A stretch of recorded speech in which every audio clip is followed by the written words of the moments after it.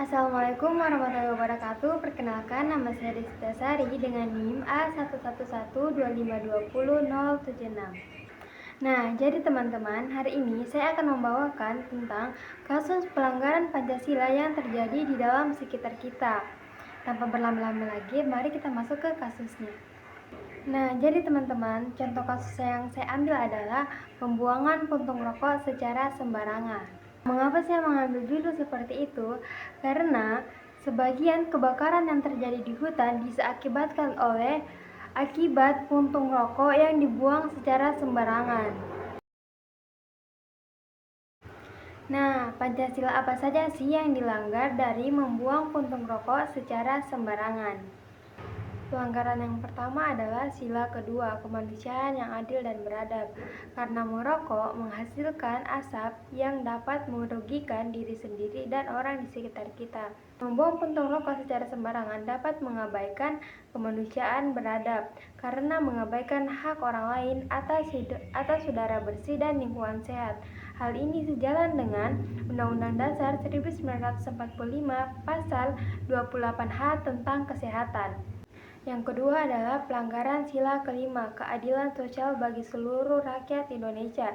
Dilanggar melalui pencemaran lingkungan karena puntung rokok atau plastik filter sulit terurai dan menjadi kontribusi sampah beracun di masyarakat luas.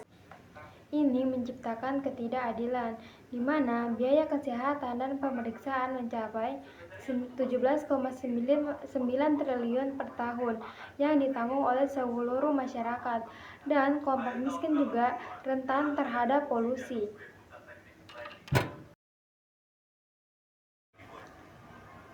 Selanjutnya kita masuk ke sebab dan akibatnya. Sebab yang pertama adalah kurangnya regulasi ketat. Undang-Undang Dasar Nomor 18 Tahun 2009 tentang Cipta Kerja Longgar Limbah Industri dan pengawasan yang lemah di daerah. Kedua, keuntungan ekonomi jangka pendek. Yang ketiga, produksi rokok sangat tinggi yang dimana 30% pria Indonesia merokok, mendorong produksi massal tanpa pertanggungjawaban sosialnya. Akibatnya yang pertama adalah kerusakan lingkungan, sungai tercemar, abu rokok lepas ke tanah, dan polusi udara meningkat 20% di area pabrik menurut data BMKG 2024. Kedua, sosial dan kesehatan. Ribuan warga terkena ISPA atau kanker yang biaya pengobatan mencapai 5 triliun.